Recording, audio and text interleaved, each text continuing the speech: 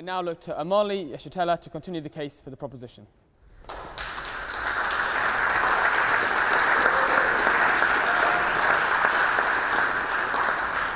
Mr. President, ladies and gentlemen, I have only recently come here from the United States of America. And that being the case, I cannot stand before this august body without prefacing my statement in defense of closer unity of Africa,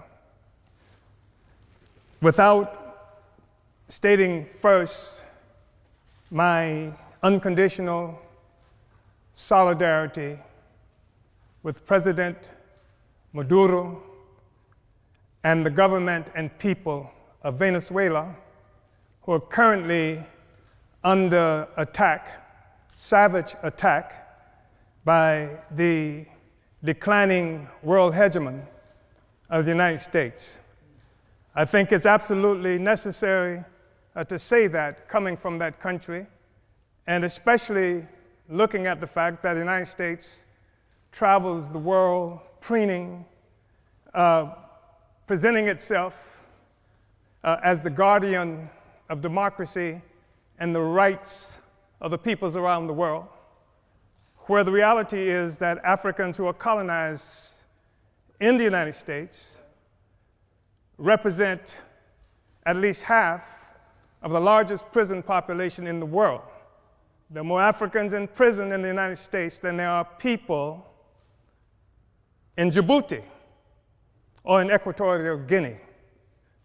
And so we find it very difficult, also recognizing that by their own estimates, it would take 228 years for the income of Africans colonized in the United States to equal that of the colonial white population. So it is absolutely necessary for me to stand here today before you expressing total opposition to the United States government terroristic actions against the people of Venezuela with an attempt to starve the people into opposition to their government.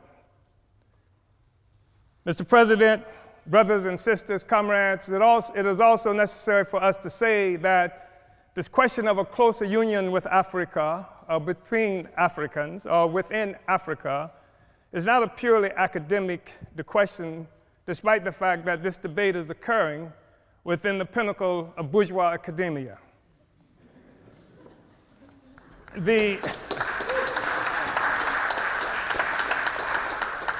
That there is a natural, historical inclination for Africa and African people to be united, which is one of the reasons I am here today.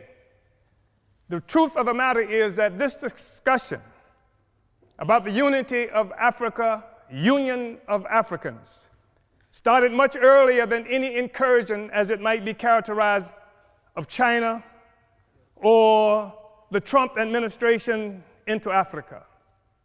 The reality is that Africa came under assault some 600 years ago when Portugal first came and captured African people and initiated the process that would begin capitalism and would establish and consolidate the identity of Europeans in the world. It is a reality that capitalism rests upon a foundation of African slavery. Africans were first capital. And in order for this to occur and to last, it was absolutely necessary to keep African people divided so that we could not resist this horrible incursion on Africa that continues up to now. I think it's important to be able to say that. I think that we have to say that we've seen example after example by African people to unite. We've seen what used to be warring tribes in this geographical terrain that we occupy at this moment, able to achieve a sense of sameness that people refer to as nations, founded on a common economy that came from slavery and colonialism. This is the basis of the unity that we see.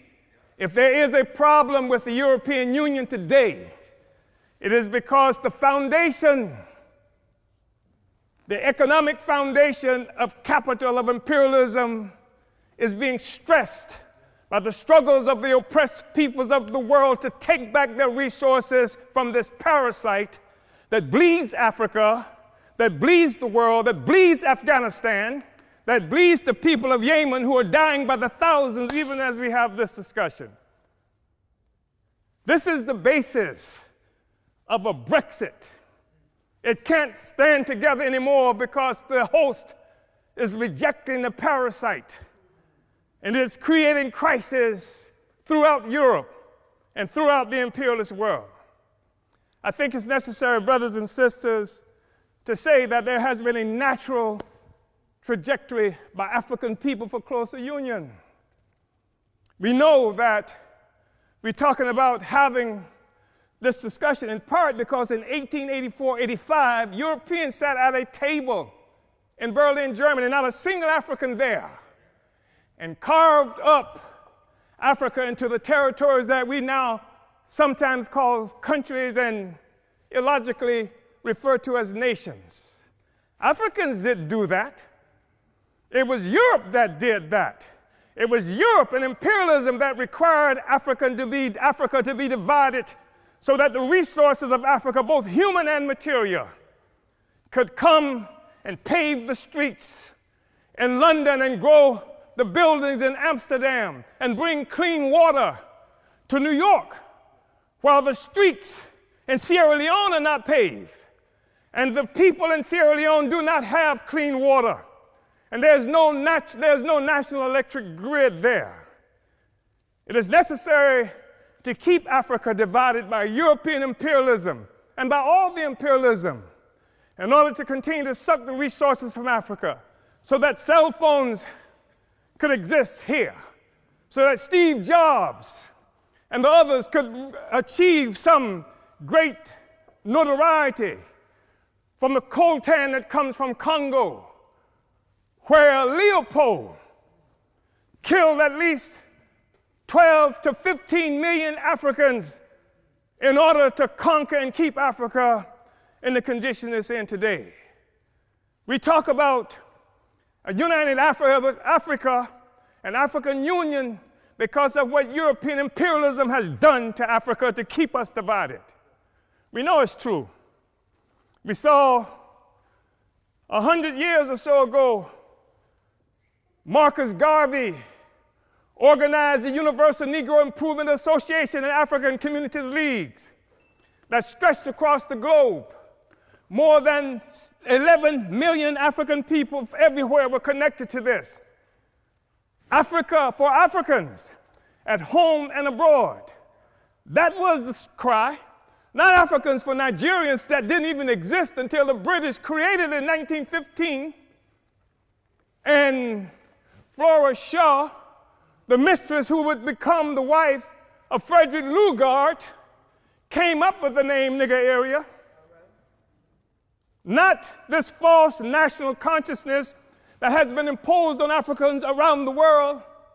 So that when the Portuguese found shrimp on West Africa and then named it for the Portuguese word for shrimp, Cameroon, it is not true that they are shrimp despite the fact that the people call themselves Cameroonians today. It is a false national consciousness. The false national consciousness that created the American Negro, that created the Black Brit, and the Afro-Swede. We are one Africa, one nation, and we must have closer union. But in order for that to happen, it has to be a revolutionary union. The Organization of African Union, created on May 25th, 1963 in Addis Ababa, Ethiopia, was part of an effort to circumvent efforts by Kwame Nkrumah to build a single union of African states. And instead, we come up with an Organization of African Union that codified the colonial borders that were created by Europe in 1884 and 85. We have to be able to break out of this, but it's going to take revolution in order to do this. African revolution in order to do this. African revolution that will destroy imperialism and the world economy that's responsible for the growing immiseration of the masses of people around the world. Uhuru.